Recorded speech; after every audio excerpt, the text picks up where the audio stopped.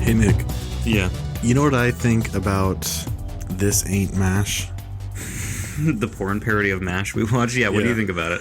I think it's a light 4. A light 4? Yeah. Overall? Yeah. Overall, I liked it. I think it's probably one of the better porn parodies of all time. I give it a 5. My name is Anthony Fantano.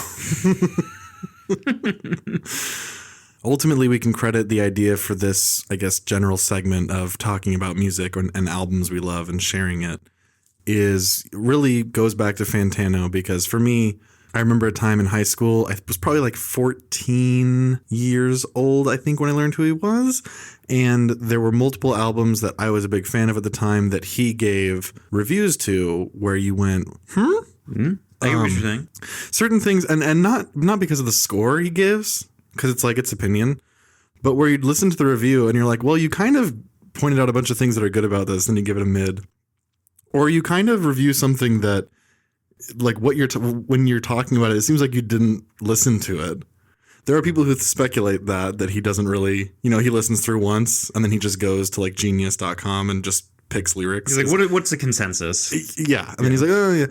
And to be fair to him, he's not a Chris Stuckman where it's like, I agree with what everyone else is saying. Like, he has reviewed like masterpiece albums, like 10 out of 10 from everybody, and given them like a 4. Mm-hmm. And he's like, it's just whatever. And it's opinion, but he speaks with this like fucking arrogant, he talks in this way like there is this objective truth about all this stuff. But then when he catches flack, he's like, well, it's just my opinion. And it's like, yeah, but you speak with this authority. Yeah. Like he just introduces it like it's just, there is the one true opinion, as Bill Maher would say, and it's his opinion. But he just gave a bunch of asinine reviews to things where he would just mention things like, this album, ultimately, it's kind of whatever. You got cringy bars like, and then he'll just like read something that's like kind of silly or taken out of context, seems stupid, but it's like a funny line in a song. He loves doing this with Eminem and Kanye, like, but endless people, where it's like it's a willful misunderstanding or not even trying to understand. One of the biggest criticisms I've seen of him, especially when he reviews rap albums, especially coming from like, African Americans or other people like, in the scene, are just like, he's a culture vulture. He doesn't know what he's talking about. His opinions are kind of bizarre, and this is what what they're saying. Mm-hmm.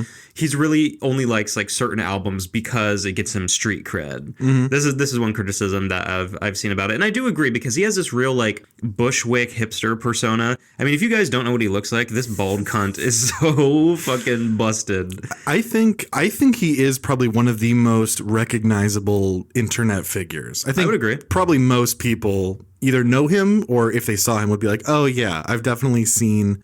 Like, if you've watched YouTube videos about music, you've been recommended something of his. Yeah. And and every thumbnail is the same, which is the album art on the wall behind him, and then him looking at the camera with his bald not fat, but his bald fuck face that I want to call him fat anyway. And one of his stupid flannels. Making his fucking, his like, oh my god, like Reddit face, if it's, and so you click on, you're like, well, I'm sure he gave this a fair shake. Anyway. He is the worst. And when I discovered this band, the album that I'm sharing on this episode, when I discovered this band, I looked up him to see if he reviewed it, because I was like, I need to know. Mm-hmm. I need to know. And he hasn't done a review on it. And it's a small enough band that I would bet he probably hasn't heard. But I kind of cherish not knowing what he would say, because there are albums that I love that I listen to this day, that I've been listening to for like literally decades pretty much, or close to it, that I still remember what he said about them, and it still like burns my ass. I'm just like, I feel like I need to get revenge on this fucker. But I'm not going to let him win. I'm like, we need to do the good work and promote the good music that people might either not have heard of, some smaller artists people might not be aware of in the first place, or music that maybe is just kind of taken for granted as like, oh yeah, that band is good, or that singer's good, that rapper, whatever, that album, oh yeah, I've heard that's a classic, but like they don't really, maybe it's something where you're going to appreciate it more if you have somebody who's passionate about it, shining a light on it, and maybe giving you some reasons to consider it that you didn't necessarily get from people like Fantano. Because honestly, outside of him, I mean, I can't think of another music reviewer that is influential. No, not really. He kind of has a stranglehold on the reviewing scene on YouTube. I mean, there are definitely people who have like smaller channels who are trying to make it not copy Fantano, but these are like few and far in between. In terms of music reviewers, you have people who do like there's a guy called Adosa Buckley who is like a radio DJ at a certain point, and he does review songs on like, the top 100. Says why they're bad, why some of them may be good, but it's very rare. He's kind of the old man yelling at the cloud type thing.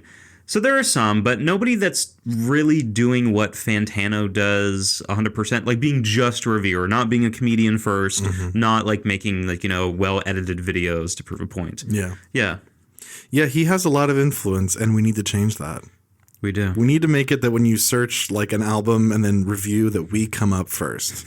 That our thumbnail, RSS, automatic video, YouTube upload is coming before the needle drop. We need to have like an AI Nick and Caleb who have somehow listened to every album ever. Yeah. And we like review bot those so that we show up to the top in the search engine. Yeah. So let's get into it. For this first episode, we both shared with the other albums that we cherish, I guess, to some, for me at least, an album that I hold very dear to my heart. I'm guessing for yours as well. Yes, the album that I picked is the only album that I actually own on vinyl. With no record player. No record player, no. I got it as a gift, so that's why. Yeah. But you'll get the record player someday. Well, yeah, eventually. My album that I chose, and we'll talk about later, is one by a band that is really famous. Definitely. And this album did get good reviews at the time, as seen as probably their best album, or at least second best, at least tied. But I feel like people don't talk about their songs in this album enough. They definitely have, several hits that, were singles and did crazy numbers on the charts, of course. But yours is a smaller band, definitely. Yes. We'll start by talking about my recommendation, Popular Manipulations by The Districts. This is a rock album from 2018, a band that I discovered because they opened for the Arctic Monkeys when they were touring their album AM in 2013, that 2014. And I had never heard of them and saw this performance, and I just thought it was like spellbinding. I've only been to a few rock shows, and the Arctic Monkeys one was definitely the best. But each time that I have been to one or watched footage on YouTube, almost all of the time, it seems like, the excitement of being there is really carrying the experience because it just doesn't feel good sonically live. It's just really hard for bands to capture the magic of what you can do in a recording where you can just, have infinite layers of things that are doing stuff you're not going to notice and all these doublings of vocals and stuff. And there's just an experience. It's just unfair. You can't recreate it live, but you're so excited to see those people that you just kind of look past it. And when I saw the Districts perform, I had this like notion of like, oh, this is a live band. Like this sounds amazing. And I need to hear what this sounds like in the album. Mm-hmm. At the time, they were playing songs from what was about to be their first like official LP called A Flourish and a Spoil, which is their album right before this one. And then when I listened to the album, it was like, it sounded exactly the same as it did live. It's very bombastic. That album is very similar to Popular Manipulations in a decent number of respects. And I was like, oh, wow. Like, how did they do that? It was just kind of a unique thing that it occurred to me at that moment, like, oh, this is really special. This is cool. This is an album listening experience that kind of feels like a concert. Listening to it from start to end, the way it was structured and the way that the songs move from one to the next. It's not that thing where like one song is ringing out and then the next song starts, but you can technically hear the last song, like the final note. It's not just that kind of thing, but the ebbs and flows of a concert and the way it slows down sometimes and then you have a really loud song that's really long, and then you have like a slow like acoustic ballad or something like that. It just felt like a perfectly structured, short 11-track album. They followed it up with Popular Manipulations. Oh, wait, maybe this was 2017, actually. Shoot, I might be failing in my year autism here. I'm now doubting that's 2018. This is fake news. Because I'm now remembering that I heard this in 2017. Fuck. We'll edit that later. We'll make it sound like I was smart. They then released their second album, Popular Manipulations, and I received this album. Well, that's a weird way to put it. I discovered this album was coming out at a very transitional time in my life. I was going to college. And so I just really connected with it. I just thought it was so much fun. And also it just moved me in ways that I just didn't really expect. And I can't even really explain. It just felt like it was made for me. When I discovered this band, I was at this Arctic Monkeys concert with my brother and my sister-in-law.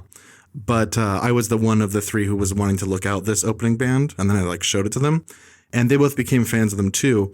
When I talked about Popular Manipulations with them, they were like, I didn't like it very much. And I was like, what? How could you? This is the culmination. This is the promise. This is them fulfilling the promise of the first album. Because to me, I think this album is perfect. And I think it is better than the previous one.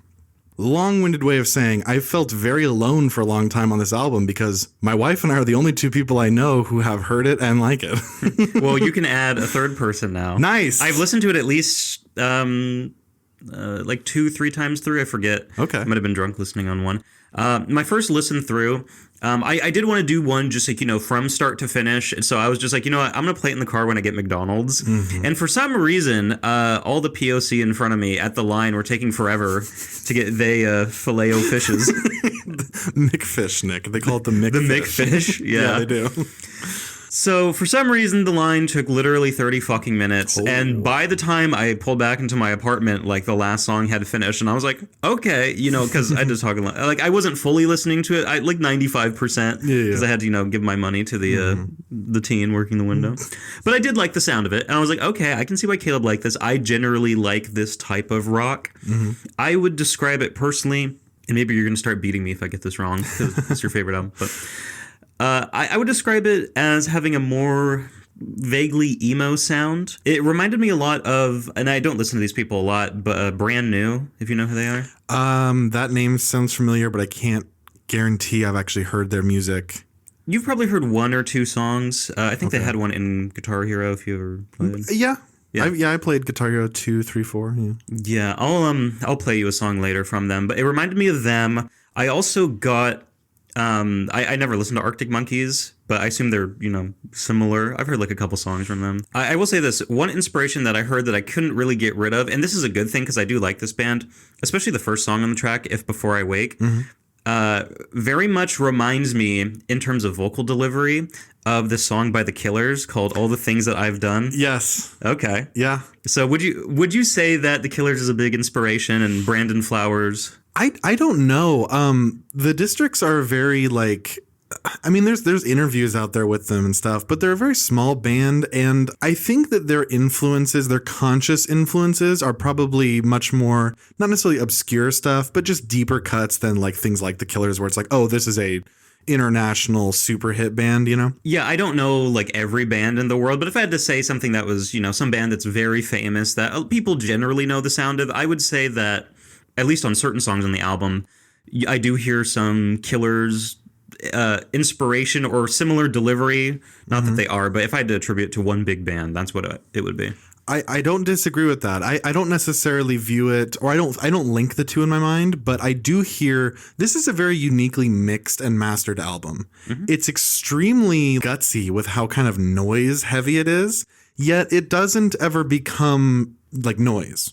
You can still hear the melody throughout, but it's extremely bombastic and overwhelming. It's a big sonic experience. Like I said, it just feels like a concert. Yeah, there's not really any bands that I like that sound like the Districts that closely, but I agree. That is, if you like Hot Fuss, you might like the District. You might like this album specifically. This album is definitely more melodic than their other music. This is their most of a piece kind of work. This album kind of it doesn't tell a story, but it feels like it's one. Every song is kind of, they share a lot in common with each other in terms of you listen to some albums and it kind of feels like each song they were using different guitars, different pedals, it could have been different producers in there. Even bands that are really, even bands like The Killers. A lot of Killers songs are they're similar, but they're different. And this album, every song has like the vocal quality is like exactly the same. Yes. The notes are different, but that is one thing where if I had like one criticism about this, some of the songs do start to kind of blend together, where even when I'm looking at my notes, I'm just like, which one exactly was this? Meanwhile, like, on the Killers, it's like, Smile Like You Mean It, like, Natalie and all that stuff. It's like, I know in my brain, and I have listened to that more, but they are unique enough where I'm just like, okay, I recognize this one. That's like the one thing where, and again, it's not like, this sucks because of it, like -2 points, Fantano style. That is the one thing where I'm just like, okay, I forget exactly which one this is. I will say this, the other inspiration I have, and this is going to be kind of like a weird pull from a band that is famous, but track 6, Point, I got some, and this is like later in their career, there's a song by Weezer called Go Away that has a similar intro. I don't know that. And this isn't a song that is really famous. Like if you go on like their chart on like Apple Music or something, like you have to like scroll forever to see like their most played. It's a song I like a lot in their late career. And the intro to Point and Go Away is very similar. And I like both these songs. So I was also kind of I don't want to call Weezer emo because they're really, I don't think they are 100%, but they do kind of have a sadness to them. Not to sound pretentious. No, I don't think it's pretentious at all. I think that's pretty apt. I think that I think when people think of emo music, they think of like pop punk sound, but kind of whiny vocals. Like My Chemical Romance is the go-to example, probably. And this is definitely not a pop punk sound. And it's not necessarily, at least to me, like whiny vocals. But there is this kind of like, there's just this album feels like just somebody in pain, but not leaning into pain. It's not necessarily bright. I hate describing music because you have to use all these adjectives that kind of mean different things to different people. But what I'm trying to say is that the music itself is not necessarily like peppy. It's not all major key, crescendo, super satisfying harmony kind of thing. But it isn't like I want to kill myself music either. But the singing is like very mournful. Every song, the singer, he's doubled or tripled every vocal track. And it sounds like a choir of like sad boys. There's a certain song, I forget where it was, but there's like his voice where he's just like, it's like a haunting like ghost sound of him. Why Would I Want to Be? Probably. Yes, yeah, that literally is that thing I wrote is like haunting harmonies on this one. Yeah, that's the one thing. Okay. Yeah, that song and that and Fat Kiddo are like just these weird. Like, those are like definitely the two saddest songs. Most of them are, I would say, kind of like neutral mood. Fat Kiddo is one of the ones that I had a negative note for. Really? I didn't hate any of these songs, but I thought, I guess this could be another criticism. A lot of the lyrics, because I had my phone open and I was like, taking in-depth notes about like and listening to all that because I wanted actually pay real attention to it, not just play it in the McDonald's drive-thru. So in certain songs there is kind of a lyrical word salad of really depressive lyrics. And I do kind of disagree with you when you say this isn't music that's like, oh, I'm going to kill myself or something. I kind of disagree with that. I mean, this album makes me want to kill myself, but in a way that I want to listen to it. Yeah. So I'll disagree with you on that. I actually wrote on track 10, Rattling of the Heart, in all caps, this dude's life sucks. Rattling of the Heart is that song, that is like one of the angriest, but like most kick-ass. I totally think it's fair where you're coming from. I am somebody where like my favorite weather is clouds. Like I'm not a depressive, I'm a pretty smiley, happy person, but I just feel comfortable and normal when things are vaguely just melancholic. It's just my programming. I don't think this album is meant to make you feel bad. I think it is I'm going to give a complete earnest effort to expressing terrible feelings, but not making it, underneath the bridge, like, where it's like, this is meant to be on an emo edit. Yeah. Like this album wouldn't really fit in like a sad boy playlist, No. And I did write down, and I want to get your opinion on this. I was thinking of when somebody would play this kind of music in any type of media because you like the Strokes. love the side Strokes. tangent. Top 5 band for me. I think the Strokes are decent. My criticism about them is a lot of their music sounds like car commercial music, which is funny because I think they did use like Reptilia in a fucking like that Nissan song's Pathfinder huge. thing. Yeah. And fair game, you're going to get paid by Nissan to use it, whatever. Yeah. But a lot of it to me feels just kind of like uninteresting. You would hate the Black Keys. Maybe. I'll give anyone a fair shake. They are literal car commercials. Okay. I love them, but like there are like 15 songs of theirs that have been in every fucking car ad for the last 10 years. Okay. Yeah. One track, Ordinary Day, reminded me very much of the score to a certain film. This is kind of like one of those songs that's like, the beginning of this album does feel, and I don't mean this in a bad way, less mature. And then I feel like the subject matter matures more over time. It's kind of like a journey of a younger man's life into adulthood, aging. And Ordinary Day, when I was listening to this, I was thinking of the movie Perks of Being a Wallflower. Never seen it. Very coming of age, melancholy, I'm the kind of the weird kid, or just not really weird, but it's like I don't really fit in with like popular kids, even the nerds, weird, everything. Just being at a crossroads in your life. Mm-hmm. It's an awkward age. Yeah, exactly. No matter what you do, you feel like you're doing the wrong thing. Exactly. And the other thing that reminded me of on the next song, Salt, this is when I started to like really understand what you were talking about, because I get the feeling that like you're listening to this and you're at some college in New England and it's on like winter break, kind of like holdovers or something. And you're sitting there and you're just like, God, this fucking sucks. And it reminds me a lot of this book called The Rules of Attraction. And in that's basically the same thing. I believe they're in Camden, New Jersey. But anyway, they're there. Their lives all fucking suck. They don't have anything important in their lives. They're all at college, failing all their classes. Are unsuccessful in like romantic relationships. They're having tons of sex, of course, because it's a Bret Easton Ellis book. But everything they're doing is just like cyclical. They're going through the motions. And I was thinking of the end of Rules of Attraction, which basically is a thing where a guy is just like picking up the new girl and he's like, the book just stops. Yeah. Because he's just like, yeah, we're asking each other the favorite music, and then just it's like going through the motions, depression. Being out in the wilderness in the snow, and you're just like, God, I want to fucking kill myself. So that's what Salt felt like to me, and I was like, I get it.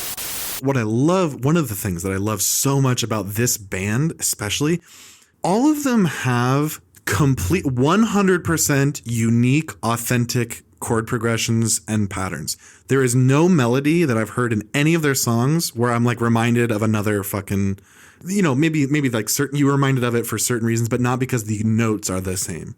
Not because it's the 1, 4, 5, if you play guitar, like G chord, C chord, D chord, kind of like Green Day bullshit, where once you've heard one, you've heard them all. Mm-hmm. Familiar themes, but it's just so fresh in the execution. To me, it's like True Detective. Like like the guy who made True Detective, Nick Pizzolatto, talks about this. It's like, yeah, we got two cops who don't really get along investigating a murder. Ever heard of it? It's like, this is the most cliche thing, but it's just so good because of all of the details and everything. And I love that this is music that I think any, like, especially teenage boy could relate to theoretically, but it's delivered with a sound that you've never quite heard. That to me is like, it's chaotic and harsh, but so beautiful. In Ordinary Day, it starts so like tame. And then at the end, you have this like insanely distorted guitar solo it sounds like it's blowing out the amp. It's just so insanely loud, but it's playing a pretty melody, but it's playing it with like every distortion pedal that exists on planet Earth. Mm-hmm. And it just feels like the electric feeling to me of being a teenager. And you have all this energy and passion and confusion. You have all this stuff in your head that feels so huge. And it's like scary or whatever. But this album kind of makes those things feel okay. This sounds very pretentious, but it's how I feel. I mean, when you like an album, you have to kind of sound pretentious. Yeah. Because it's like, if it speaks to your heart, you are going to say stuff that is going to, use a lot of flowery language. Sure. Yeah. Because, if you're speaking from the heart, these are your true feelings. Yeah. Yeah, I do like this album. I mean, I've only listened to it twice, so, I mean, I haven't experienced it as much as you. Probably at this time don't like it as much as you, which is completely fine. I assume the same of the album I gave you, where I'm a bigger fan, just... We'll talk about it. I guess we will. I will say this. One criticism I did have on this that I also share on my album is the lyrics. and how some of them are more impactful than others. One song that I do want to talk about again on Popular Manipulations is Capable, which is one before Rattling of the Heart. And this is the one where I'm listening to it, and this was like when I was making my theory that this is about like, a man maturing and going from young to old. I wrote this as the divorced dad anthem because he's talking about like, yeah, you like came over and like I signed all the papers we had to sign, and I was like digging through my trash to make rent money. I'm like, damn, dude, you're fucked. You're just like fucked. Like, it's not even your fault. You're just like fucked. Sorry, I tried to hold it. And this comes out like right after Fat Kiddo, which I wasn't like super big on. So after this, I'm just like, okay, this is a return to form of like, the lyrics that I did like in the, first third of the album. And then I feel like the middle is kind of like in my brain is just kind of like a fog where I'm like, I vaguely remember these. And then this is when it comes back and finishes very strong. And I'm like, okay. Fat Kiddo, I want to go off for a second about Fat Kiddo. Okay. To me, when I listen to Fat Kiddo, I see like an entire movie in my head.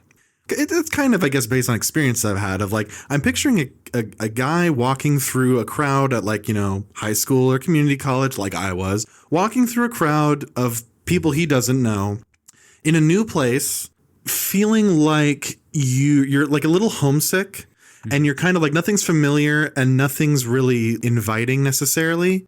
I just kind of see this like Blink-182 music video of like that idea. And it just brings back this like insanely potent sense memory of that weird feeling when you go to when you're not at home anymore. That whatever that thing is, I think I know I could point it out. I don't know the name of it though. It's a certain kind of like keyboard instrument where you like blow into it and play. Yes, I know what you mean. Yeah. It's not, I don't think you're hearing one of those, but it's something like the sound that creates that just kind of repeats in the background every now and then. Like whenever I hear that, it feels like I'm hearing someone cry over this kind of like, not upbeat, but I don't know. I guess I'm just really saying how I like it, but just like, I think that's just such a brilliant little touch because it's not overbearing. It only comes in a few times, and it's enough you notice it, but it's not like, it doesn't become predictable when it happens. And I think that makes it so powerful. Like this album doesn't overplay its hand to me ever. I don't think it does either. Yeah, there's no like cool, catchy hook or anything that they then go back to the well for. There are songs on this album where there's like really like brilliant pieces of music that probably took forever to orchestrate that happen once and do not repeat. Yeah. So I get what you're saying. Yeah, I do want an album to feel like they're trying really hard and not just relying on something like, oh, this worked well once, I'm going to do this again and again and again. Yeah. I mean, I agree with you. I think this is a very unique, well-made album that does a lot of stuff that I haven't heard, in music before. And that's kind of what you want. You want somebody unique.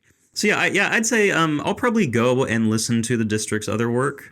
Yeah, I'll listen to it again at some point. I'll put what do I put in the playlist? Let me see. I might put If Before I Wake. Well, some of these are just like very sad to put into a playlist, I guess. In my I'm gonna kill myself playlist, I'll put Will You Be Quiet Please, and that'll be it. Okay. Two more things. You mentioned earlier being the holdovers. You mentioned being in college, New England, the winter.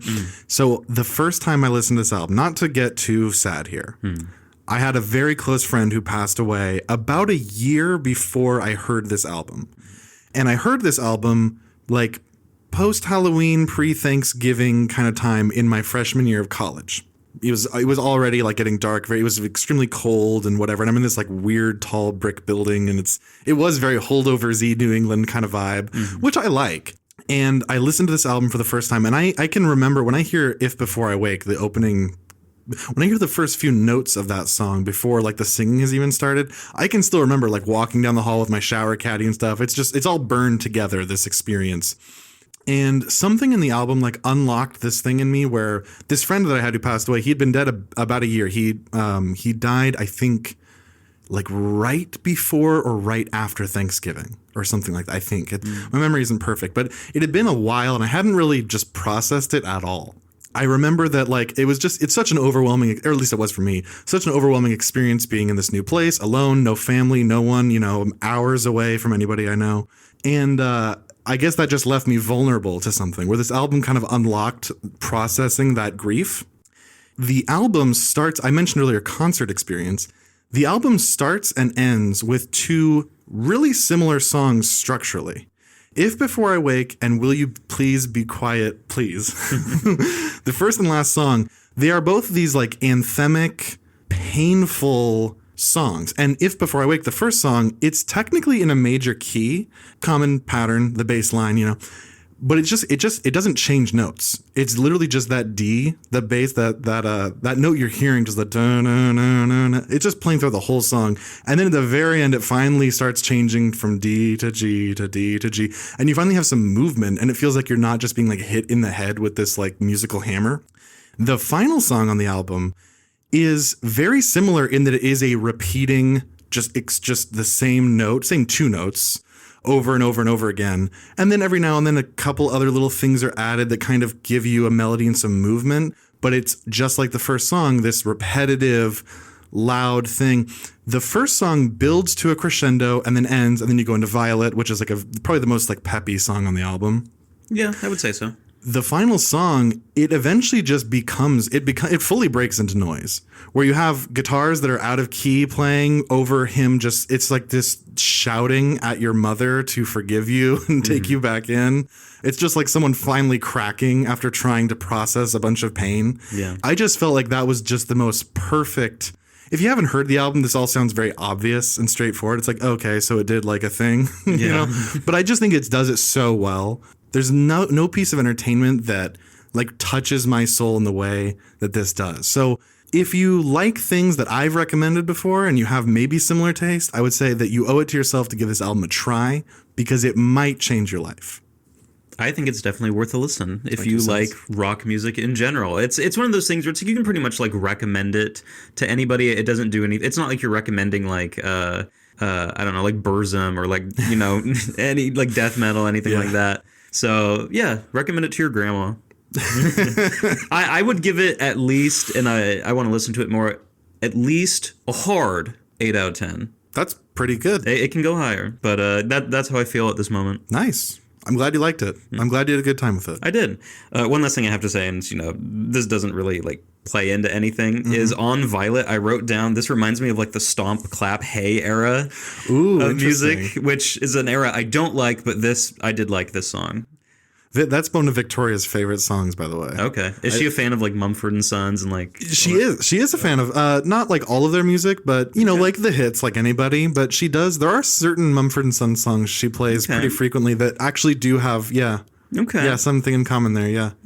But yeah, similar vibe. This is the Nick Insight you guys pay $5 a month for. Yeah. Yeah, How much of that is going to be censored, Caleb? All of it. All of that is going to be censored. It's literally like it's the last thing I could possibly say about this album. So I was like, hey, I'll throw it in. Why not? Please make that one long censor. 48-second bleep. Oh my god.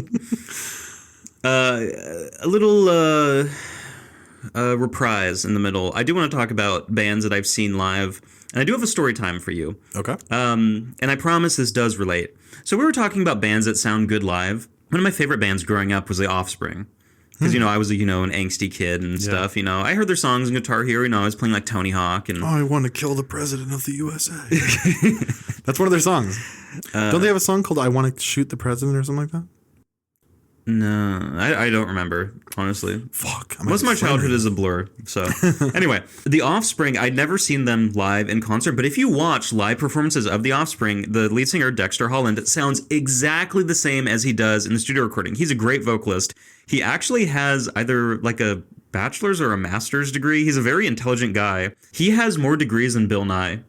That's a fact I love telling people. Is having a bachelor's mean you're that intelligent? A master's or like a PhD, sure, like Brian May or whatever. But. Sure. He is more educated on paper than Bill Nye. That's a proven fact that I'm not going to look up right now. But there is another time I went to go see a band in Tacoma, and I don't know if I want to name the venue, but I did see a band there that... It was kind of, I don't know what you would call this, but they had like multiple bands playing. There was like, 4, and they had people with like merch tables and stuff. It was a very small venue. It was like $10 to get in. Tacoma Dome. Not that one. Very small venue, famously. I heard a band there that I thought fucking sucked.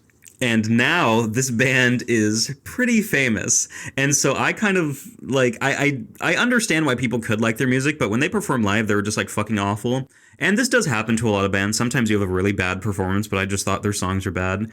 I don't know if I want to name the band. Fuck it. I'll say the band. Can I guess it? I'll get one guess. Okay. Is it Panic at the Disco? It is not. Fuck. Caleb, I didn't see Panic at the Disco live before they were big. I don't know when they became big. First, they entered my consciousness in like 2015, so. Well, yeah, it wasn't them. It was a band called Show Me the Body. What? And I don't know how you would describe their music, but anyway, I saw them live. I thought they fucking sucked.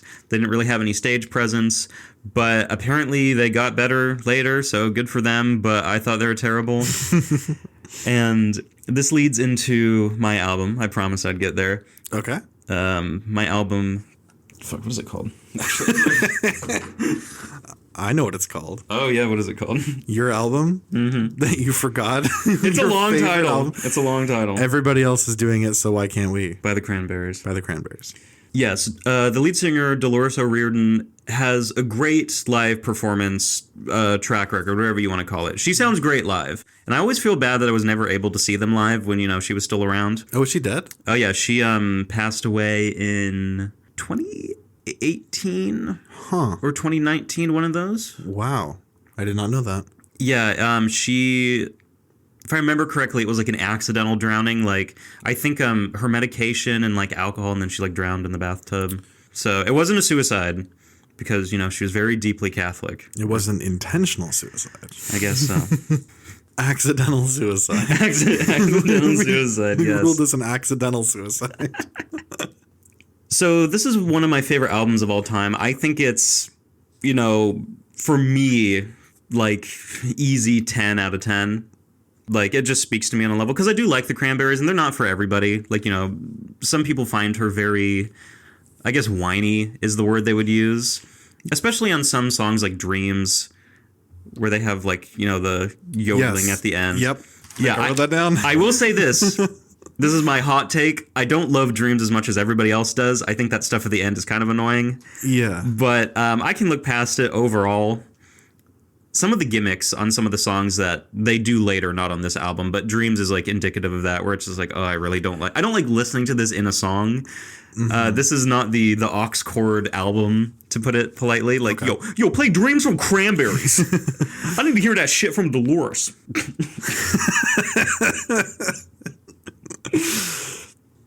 I can't really remember when I first listened to the Cranberries. It probably was like I heard Zombie on the radio or something, which I believe is their most popular song. It's like one of the only songs that have like 1 billion views on YouTube. Yeah. Like from back in the day. Modern songs, if you're listening to like Despacito, get tons of views, or like Gangnam Style or whatever. But this is one of like the only songs in the past, I think one of the only like Irish songs to actually hit 1 billion views. I mean, safe to say they're probably Ireland's like most famous band. U2, maybe? U2, I guess, is a decent poll too. Listen, only one of these bands was automatically downloaded to everyone's fucking iPod in 2012. That's true. So that doesn't count. I think U2 probably had more commercial fame, but the Cranberries are a better band. They're definitely like the top two. Yeah. I guess she's the most famous Irish female vocalist, even more than Sinead O'Connor. I was just about to ask. Yeah. Like, because you think of two people and it's like, shaved head. Yeah. Which pixie cunted? Don't call Dolores that. Fucking bitch. I honestly, I had a senior moment when I was first listening to this where I was like, wait, is Sinead O'Connor from the Cranberries? Like, and I had to like look it up and make sure they weren't. It was like the Highwaymen thing. I'm like, wait, hang on a second. Yeah. Hang on. The Hyman. The Highwaymen. Oh, I thought you were talking about when we had the discussion of what the hymen is and if it does break. As we all know, the hymen is fake. It's fake news. That'd be okay. Imagine an all-female version of the Highwaymen called the Hymen. We just have too many ideas for all. We got to make all these projects. We got to start a porn company. We got to start a music and record label. Yeah. The Hymen. That's why she sings that way, Nick. That's why she goes like, ah. Ladies, why is it called the High Men and not the High Women? Think about that. Herman. Men control your bodies. It's the only part of you that breaks down there. Interesting. It's a hysterectomy, not a hysterectomy. Wow. Sinead, we love you. Your band, the Cranberries, is awesome. we don't love Sinead. You don't like Sinead? No. Is it because of the Pope thing? Yes. No. Okay. No, I think she's annoying and kind of not a grifter, but she converted to Islam. Do you remember that?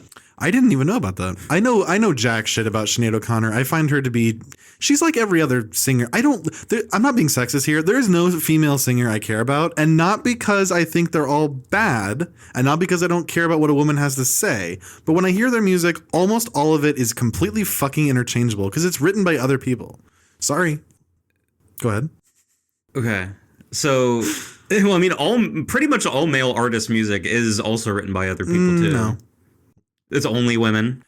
Female pop stars do not write their own music. Pop stars are, yes. And there are way more female pop stars than male pop stars. And in terms of male musicians that sell tickets, it's mostly rock bands or rappers. Rappers do have writing teams. They do sometimes write songs for each other, whatnot. But pop stars have a team of writers that come up with hits for them to sing that are hollow and meaningless and didn't come out of their soul. So that's why I don't listen to female singers. Sorry, Sinead. Anyway, she's a Muslim. Was a Muslim until she blew up. until they sent her into a church, and they sent her to the Vatican. She was going to apologize to the Pope and be like, sorry about all that. Boom. You ever seen that video of Joe Pesci tearing up her picture? Yeah, he's just like, I should have grabbed that bitch by her eyebrows. That's very good. So good. Damn. So, getting back to the Cranberries and Dolores. Dolores is one of my favorite female vocalists of all time. She has an insane range. She's incredibly talented. I feel like even if you don't like her music, you can still at least admit she has talent. You got to give it up. Like with Freddie Mercury. It's like exactly. The pipes are there. Yeah, I like, Queen well enough and everything. But you do have to say, Queen. Speaking of like vocalists, did you know like Serge Tankian has like one of the highest ranges, the guy from System of a Down? I believe you.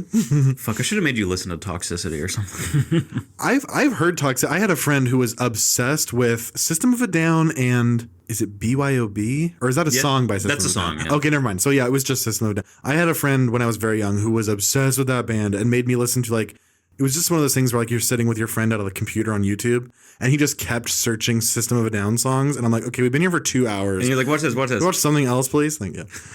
You're like, can I listen to the fucking Districts now, you stupid bitch? This was last year. Yeah. And that friend is my wife. You stupid bitch. Okay, I should probably get into the album at this point.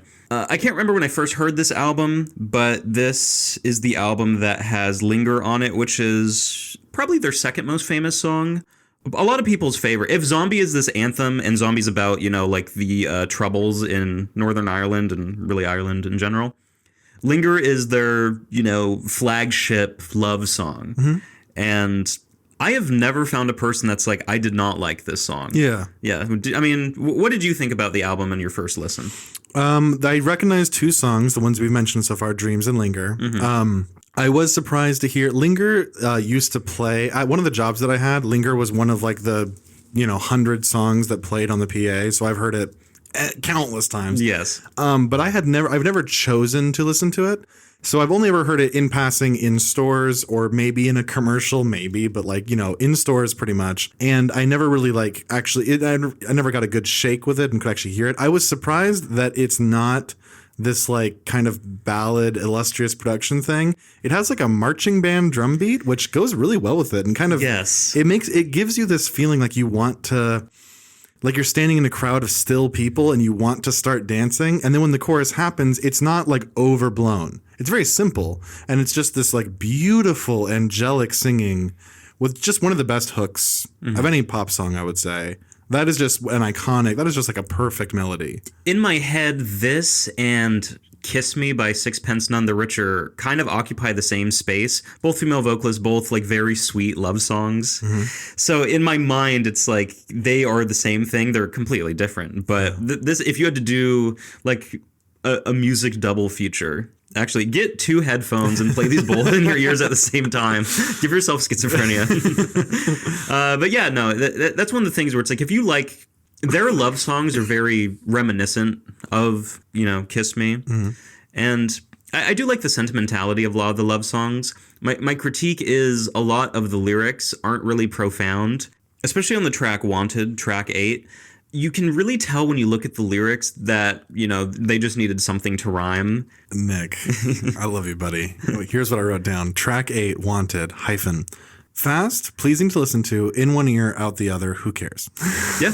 And that's the only, that, I think there was one other song. There was that song, and maybe we'll talk about it.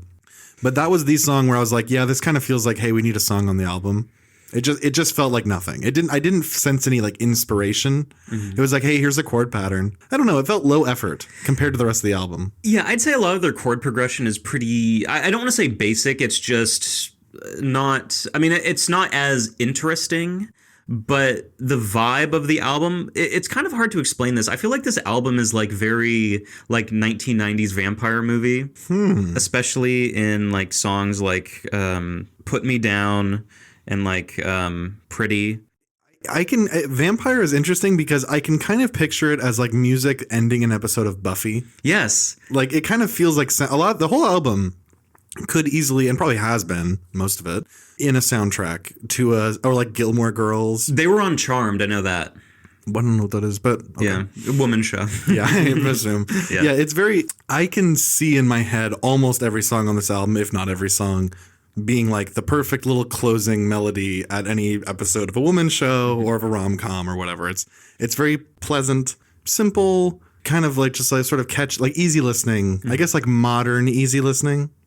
It's not distorted. It's not zombie. Yes. It's very like, I don't know what those pedals are called. Those kind of echoey guitar pedals where it kind of like, it's like a tremolo effect and it kind of has like a little bit of delay. And, they use that a lot. It's a very like dreamy, kind of wistful sound.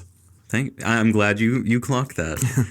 The album starts off with I Still Do, which is like a very haunting, like kind of love song, but also coming to terms with wanting to die. It felt to me like a closer.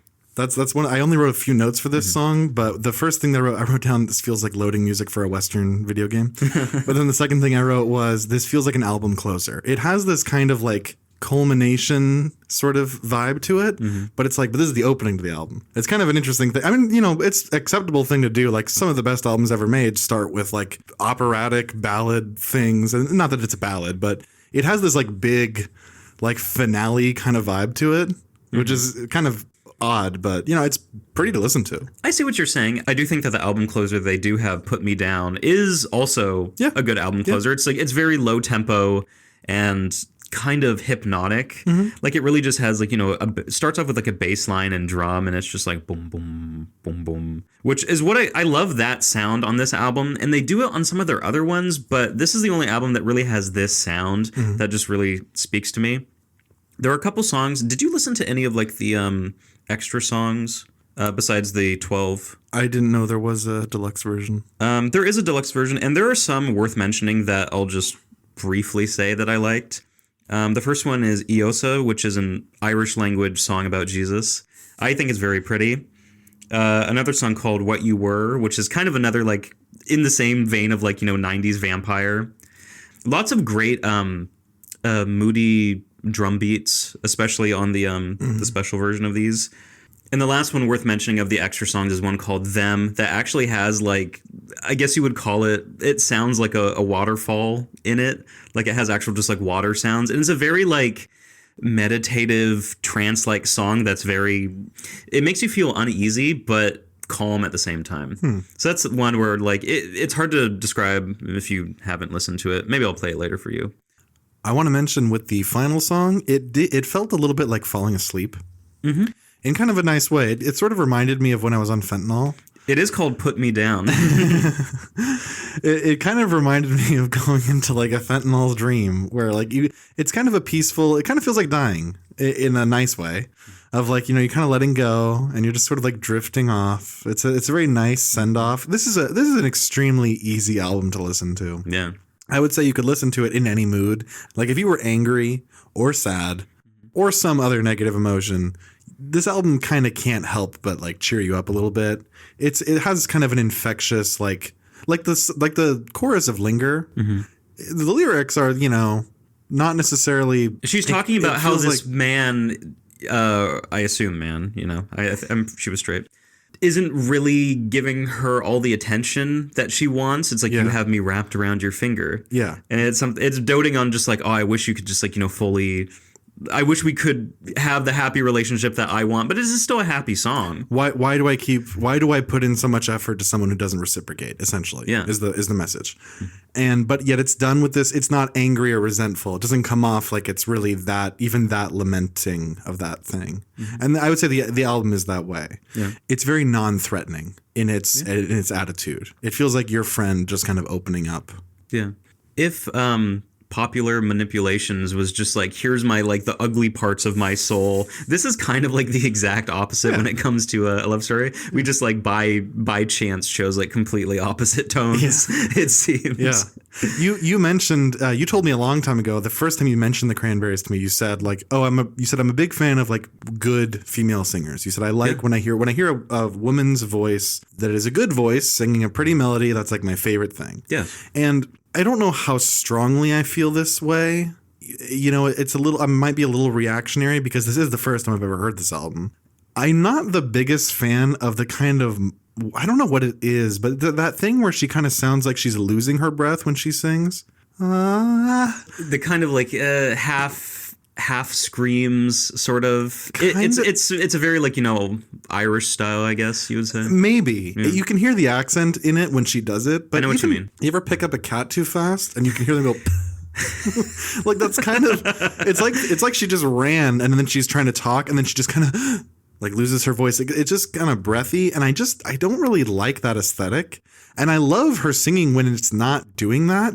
The only real criticism I have of this album is just really that, which is every time it happened, I was like, that's not pleasant to my ear. It is a stylistic choice, and I do understand. Like I said, it's like I don't like the ending of Dreams with like the weird like yodeling or whatever the fuck that bullshit is.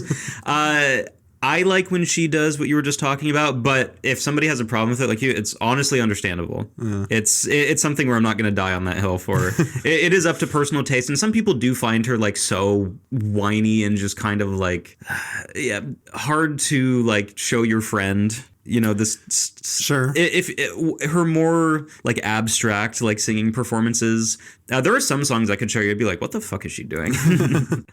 Yeah, I would say Zombie. I hate the song Zombie. Really? Yeah, I just think it's the dumbest. I'm kind of alone on this, at least I think. Like, you know, it's a popular song, and there's plenty of popular songs that people now hate. But, you know, people like that song. They find it catchy. I've just always thought it was just cornball, like garbage. I just never liked it. I can't even really say why I hate it so much. But when I hear it, I'm just like, get this shit off my radio. Oh, okay. And the way that she kind of, I don't know what this is called in music, where you mispronounce a word to make it rhyme with something else. Slant rhyming. There we go. Yeah. Slant ramming? Slant rhyming. Yeah, slant rhyming is when you say a word like an Asian person would. Because you don't want to think of a different word that will rhyme naturally. Yeah, the slant ramming that she does in a song with "and they're bombs and they're guns in your head." I was like, oh, it's like listening to Elon Musk talk. I'm like, someone this idiot already, you know? Wow. Rest in peace. I'm saying that about Elon, and I'm saying with a water pistol filled with acid. Okay. In a joke, in a dream that someone who's really fucked up told me they had. Okay? So don't send me a subpoena. Fuck. Don't serve me paper. Don't serve me court papers, Mr. Musk. So, you know, I hate Zombie, but I was pleasantly surprised that this album is nothing like the song Zombie. It's I'm guessing that is maybe an outlier. Zombie, I would say, is an outlier. I mean, I've heard all their music. Zombie is... There's a couple other songs that do go hard, like one's called Bosnia on their third album. But I really can't think of a lot of other stuff that goes as hard as Zombie does. It is their most grunge song. Yeah. Yeah. I think if everything else was the same, if it was an acoustic thing, if it was just acoustic guitar and maybe like a stand-up bass, and you took out the slant rhyming, I think I would probably think it's okay. Because I like the vocal melody of the verses. Mm-hmm. I find the chorus to just be repetitive and kind of, and the way she sounds like Will Smith's wife. She sounds like Alopecia Smith when she sings, when she's like, zombie. I don't know if you ever listened to her music, but not Jada Pinkett Smith's body of work. It reminded me of that. Wow. Yeah. You're on thin ice, Caleb, comparing one of my favorite singers to Jada Pinkett Smith. I'm not. I didn't make her sing that way. Listen, I didn't put a gun to her head and say do the worst singing ever in your most popular song. I'm not. That's not her worst singing. There are worse singing. I'll say that much. I'll say they have, I believe, 7 studio albums. They do have an acoustic album they released a little bit before she died, and I think Zombie's on there as Linger as well. And they do have like an orchestral, like, you know, people playing. So maybe you'll like that. So it looks like someone had the same bright idea that I did. Maybe. Yeah. Well, I think they needed money, so they made a new album of all the songs they already What know. if we fix Zombie? What they did. Yeah, I'd say my favorite Dreams, getting back to this album, is probably Sunday. And I think it's kind of like an underrated masterpiece, honestly. It's the 3rd song. It's right after Dreams. Oh, Nick. So here's what I wrote down for Sunday. I wrote very little. I wrote Sunday. I drew a heart. Yeah. That was my way of noting personal favorite. Yeah. And then I wrote down District's Kind of Sound. Okay. Not from Popular Manipulations, by the way, but their album after that you haven't heard. Slow, sleepy, but good. It's like the perfect like summer song. Yeah. Yeah. It's very sweet. Something I do want to say, like, real quick about Dreams, and I know you haven't seen this movie, but there's a famous Hong Kong movie called Chungking Express. Yeah, I've seen it. That uses the Chinese version of this song, and I think is really funny because when I had already known about this band before I watched that. Watching Chungking Express was so funny because everybody's like, "Oh, this song is so great," and I'm like, "It's not the Cranberries version; it's the fucking Chinese version." So that was my minor crash out. And they're bones, and they're guns in your head. They are dying. They're singing it just in the fucking Chinese accent. What's in your lead? Rambi. Rompy. They can't say Z's. Oh, man. Yeah, they are doing a very odd, Chinese accent in this song. What do they mean by this? Yeah, they actually had Dolores sing the song in a Chinese accent for the movie. Like the MASH porn parody. Going back to the beginning of this episode. It all connects. Oh my God, it's all connected. But that was my minor like tangent where I'm just like in the movie I'm just like, oh, I can't. Their version is good, you know, for being Chinese.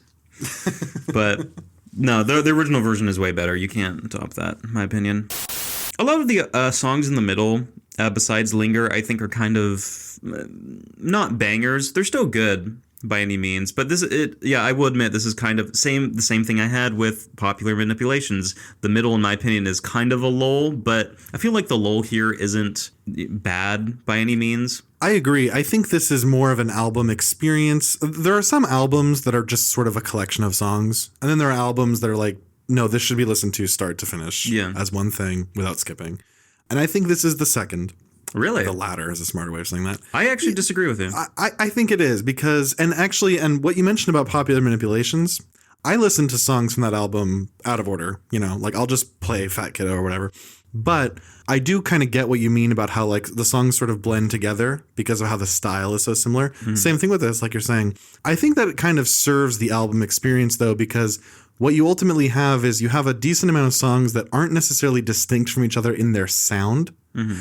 Have varying levels of distinctiveness in their content, but that kind of, I think that helps because, you know, it's like watching a sitcom that had an arc, like Arrested Development, like the pregnancy arc or something in that, where it's like the episodes are all funny and in your memory, you can't really remember what happened in which one, but it's kind of just, it's not, you know, not that this album is a story like that show is, but I think that kind of serves the album experience of like, the fact that things kind of run together means that they're intrinsically connected and not things that you want to pluck out and play here and there. You can do that with this album. I would say that 9 out of the 12 songs you could play as singles and they are perfectly enjoyable little pop radio hits that you could play. What would you say are the ones that you have to play together?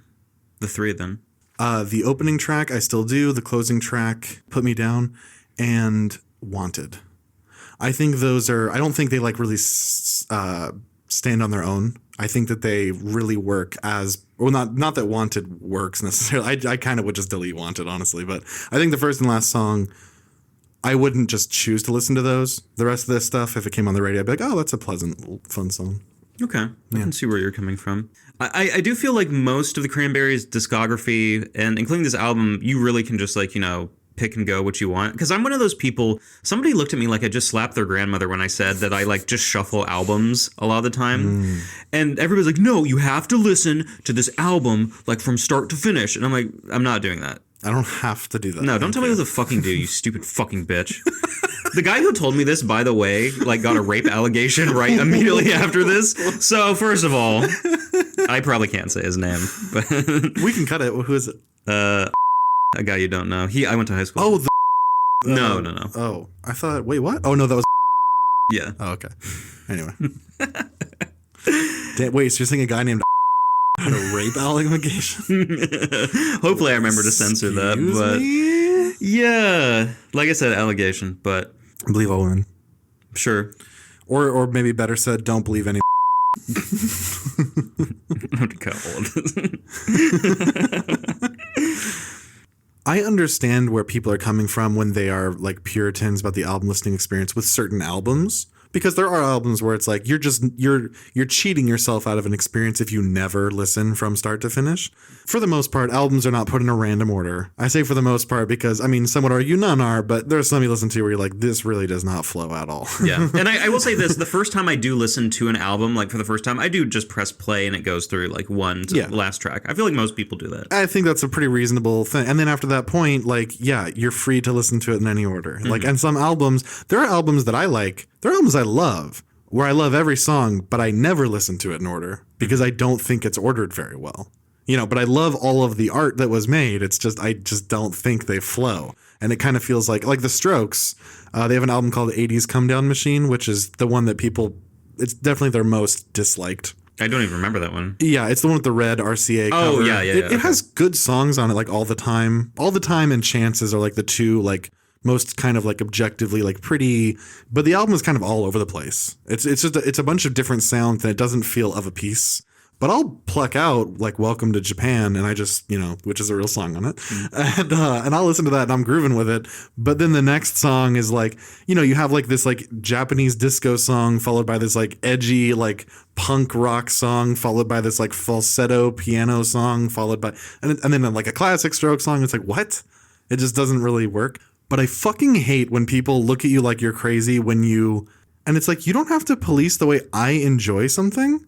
This is kind of a weird analogy, but there's a thing on Club Random with Bill Maher where he mentioned that he will go into iTunes and manually chop out, because you can choose the start and end time. Oh, yeah. He will go into iTunes and manually chop out parts of songs he doesn't like. And people flipped out when they heard that. They're like, that is psychotic. That is a bastardization of everything. Like, how dare you, whatever. Small confession to make. I've done that. Now, hold, world. Hold. I'm going to fucking kill you. I've done it for songs where it makes sense. Like, for instance, All the Time by the Strokes. The last 30 seconds of that song is silence. I want to hear the next song now. Thank you. I was thinking about it as you just said. I've never gone to iTunes and done this. I also honestly don't care if somebody does, because I'm not going to police how somebody listens to something. It may be stupid, but you own the song because you bought it or you pirated it or whatever. You're streaming. You have the rights to listen to it how you want. There's like one or two songs like, what is it called? There's a Smith song called, I think, Last Night I Dreamt Somebody Loved Me. And the first like 90 seconds of the song are just kind of like, I mean, it's like really nothing. I'll play it for you after this, but it's really something that can be cut. And it is moody and it does build up to something, but then it eventually actually like gets into the chorus. And it's like a great song at that point. And I love it. But the first like 90 seconds, it's one of those things where it's like, if I have this on the car, it's like, and I can't skip the 90 seconds because I'm driving, I'm just like, exactly. It like, makes what am I supposed antsy. to do? Yeah. I'm, as you know, I'm a big hip hop fan. Mm-hmm. Some of the best hip hop albums that have ever been made have just time wasting skits that are not interesting or funny or worth anything. And it's like, and I chop the fuck out of that shit if I can. There are some I leave in where like, the beginning of The College Dropout or Late Registration by Connie. Is that the one that's like, what the fuck was that? I leave that stuff in because it's 20 seconds and it actually does go into the song. Mm-hmm. And it is weird if you just start with, We Don't Care instead of hearing the so that's fine by me. I don't care. But then like, just so many, and there are so many Drake songs. I'm a Drake fan on balance. Like, I think his good music is good. But there are so many songs of his where the song ends and then you just have like 2 minutes of like weather noise. Yes. And it's like, what the fuck is this pretentious ass trash? Thank you for actually agreeing with me on how skits are so fucking. Had that. That's apparently controversial with some of the people we know. Oh my God. Okay, I'm gonna piss in his bed. He's not the worst person there for that. But there's people look at you crazy when I'm just like, oh, whatever Frank Ocean song that is, where it's like it has the voicemail. I fucking hate voicemails. Like, I don't really listen to rap anymore for obvious reasons, but especially like Frank Ocean. There's like multiple of them. Yeah, interludes in Blonde with it's just like a voicemail or a skit. Yes, I'm like, I don't want to listen to this. I hate skits. And first of all, side tangent on Frank Ocean. It's kind of weird now because like people like in high school, listening to those like love songs, like, oh, it's so great. It's kind of weird now looking back, now that everybody knows he's gay, that all those songs are about a dude's butthole. So I can't listen to it. Is he confirmed gay, or is it like a Tyler thing where people just think he's gay? He's super gay. Yeah, super gay. How do we know? Did he say it? Yeah. Yeah. So Caleb, now you have to throw away all your vinyls of Blonde and Channel Orange. I didn't know he was. I believe it. It's like Tyler. Apparently, Tyler the Creator is not gay, but he just is so gay. Like, I don't care. He says gay shit. I don't care if he's never even thought about a man. He's gay. I don't care. He's fucking gay, but he's not gay. But he's gay, but he's not. I hope you get what I mean. But he is gay, yeah. Yeah. But not really. But he is. But also, actually. So I thought it was that kind of thing. And they're friends, where it's like, oh, black guy who makes black music but isn't always fronting as like a tough guy. Mm-hmm. He must be gay. Tyler does act gay. He acts gayer than Frank Ocean, honestly. Mm-hmm. Yeah, so Frank was a DL brother for a bit. Now he's an open brother. When did he come out? I don't know. Oh. I'm not sure 100% because I don't love his music. I know that's shocking, but I mean, if I don't like rap and I'm not really like super big into R&B, like any of those genres, really, it just doesn't work for me. He's talented, but he's good at what he does. Yeah, he's good. I like him, but he is. It's the same with everything. It's with Frank Ocean and with what's her name, Lauryn Hill, or Kendrick Lamar now. There's these artists where like they're objectively good, but can we calm the fuck down and stop pretending like anything they do is the best thing that's ever been done? Like, can we relax? Okay. I felt like I've been feeling vindicated within the past couple months because, there was that big beef between Kendrick and Drake, where Kendrick obviously won the beef. Yes. I do think many times over. I do think Drake is like a better rapper. Really? And musician. Okay. Almost objectively. Do you remember that song? Oh, fuck. I forgot what album it's on. It's one of Travis Scott's albums. It's a song called Goosebumps. Yeah. And Kendrick has a verse on it that is so fucking cringy and I'm just like, he's ruining the song. And I felt crazy going back to the day. I'm like, I don't like this guy that talks like fucking Spike Lee doing all this bullshit like voices on his songs. Everybody's like, you gotta listen Good Kid, Mad City. You gotta listen to all this. You gotta listen to swimming pools. Can you explain the Spike Lee connection? What are you talking about? First of all, they're all burnt midgets. Okay. I say all, but two of them. Do you... Sorry, I think I'm getting sick, and every time I laugh, it's making me cough. So they're burnt midgets. What else is going on?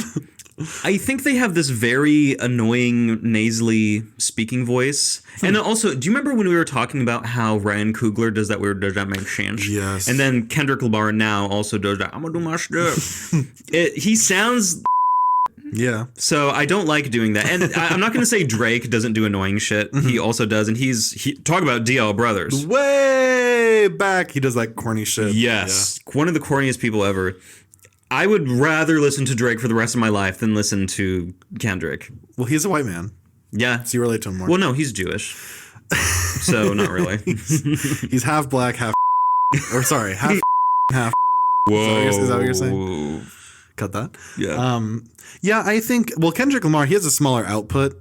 I think he has 1, 2, 3, 4, 5, 6. Some people would say 5, but fuck you. 6. Actually, no, Untitled. He has 7. He has 7 like studio albums. Drake has fucking like 12 or 13. Way more, yeah. But Drake, the last like 5 have been like diarrhea. Yes. So they have about an equal number of, I would say every Kendrick Lamar album is good. And yeah, there is cringy shit at times. I think that you probably haven't heard any of it, but his second to last album, I say that like he's dead. His not recent, but his almost recent album, Mr. Morale and the Big Steppers. That is like a really, if you're a hip hop fan, I think you'll like it. You might hate it, but it's the most different from the rest of his stuff. It's very like emotional and mature and not trying to be cool, and it's an album about like growing up and getting and like working on yourself and not just being this like vapid rap guy, So I appreciate the parts of his music that are focused on that. And Good Kid, Mad City, it's like, it's fun to put your windows down and be like, where you from, But yeah, Kendrick, he is a silly, and yeah, I agree. Goosebumps. I want to press my line now. I want to press. I was like, okay. I really hate fucking voices that these people do. That's the part where I'm just like, shut the fuck up, you fucking midget. So annoying. Every time he's featured in any song, people act like it's the. You remember the song? Did you hear the song "Like That" by Future? Yes. Yeah. Kendrick's verse in it. It's there's a moment in it that's pretty cool. It's motherfuck the big three. It's just big me. Yeah. It's like a cool line, but like the rest of it is just kind of like nonsense. But people acted like it was this amazing. It was Grammy nominated for like best rap song because of the fact he's on it. It's like, Jesus. Who does he have dirt on? Where like anytime he opens his mouth, he'll act like it's the best song ever made. And the fact that at his concerts he was performing Not Like Us like 5 or 6 times. And it's like, if I went to a concert, yeah, it's probably one of the best diss tracks. Yeah, I think like almost up there. Yeah, I mean, and I generally think that song's fine or whatever. Yeah. But playing it like 6 or 7 times at your concert is like, really? Yeah. I think you're getting corny. I hate the corniness. Yeah. Damn. Side tangent, but I swear to God, I'm not making a joke when I say this. When I was like kind of getting into rap and I saw like pictures of Future, like, he's always like wearing glasses and without them, he kind of looks weird. I genuinely thought Future had Down syndrome for like a year. And everybody was just like, oh, he's one of the rappers who like, got into the game. Like, I'm not trying to be funny here. I saw pictures and I was just like, he has right. And when you hear him speak, he's like, yeah, I just thought he was dumb.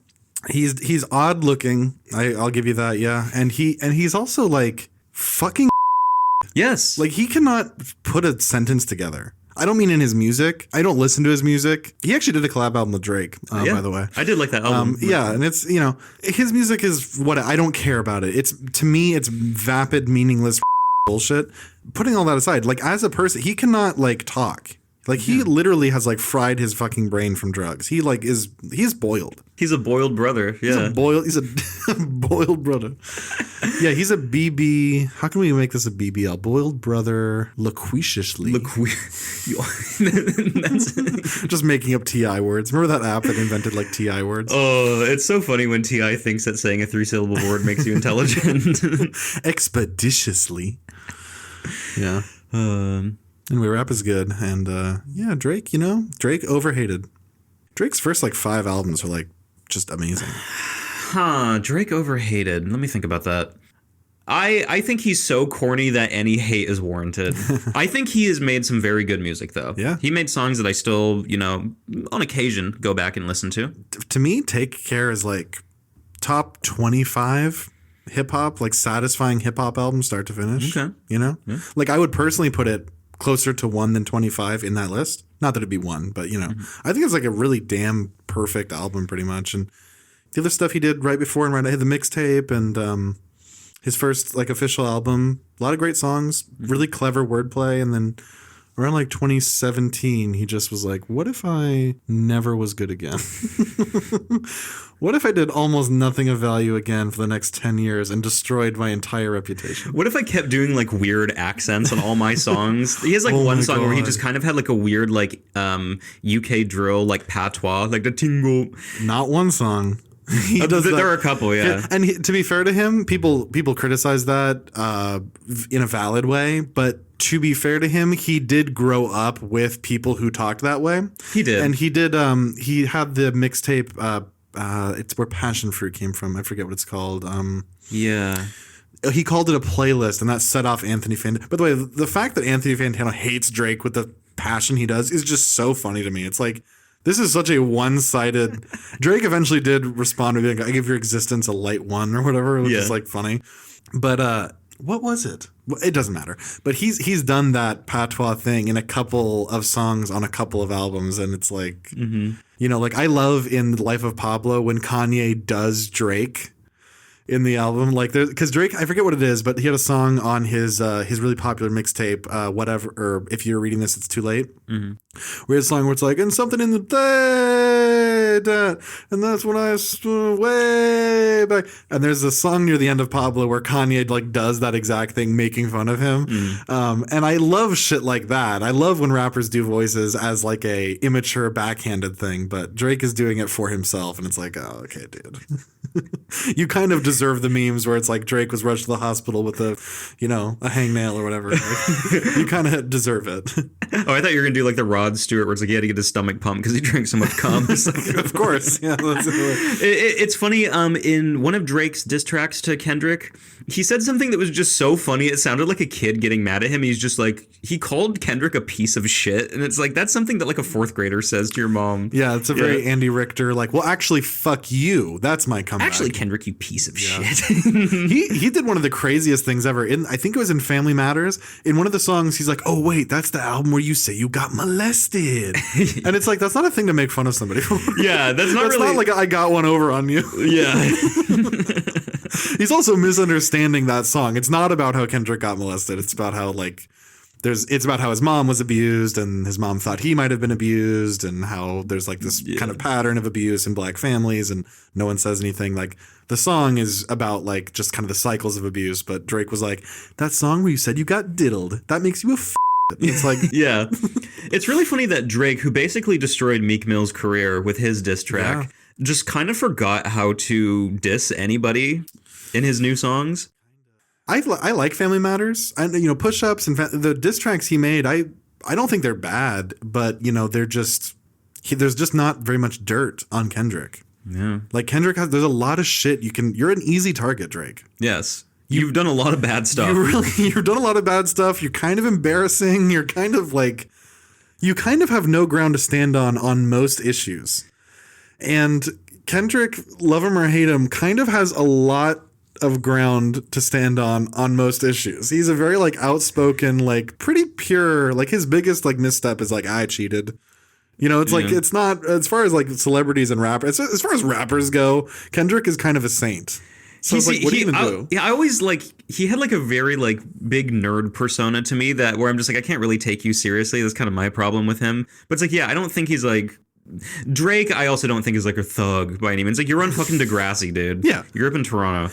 And he never, and that's the other thing about Drake. He never tried to be like the I'm from the streets guy thing. Like, he had like a tough guy persona in that it's like, hey, I'm not going to take shit from anybody and I sell more albums than you. And ultimately, like, the numbers are what they are. Like, that's kind of the ground he had to stand on. Mm-hmm. And it was like valid ground. And then around like 2018, 2019, he's like, I'm a doc. And he like did the braids and the beard, and it's like, you're not that guy. You are Drake. You are not a tough guy. No. Do not pretend to be the tough guy. You are asking for an ass whooping. When you're making songs where you go, baby girl, I'm not gonna take you seriously as some like thug wearing a shiesty with a North Face jacket pulled up. My fucking would not fucking stop playing that song, and I was like, you felt the rage. You felt your Aryan rage getting ready to destroy your brain. For my own like blood pressure and heart health, I can't even get into it. But it just set me. It just everything.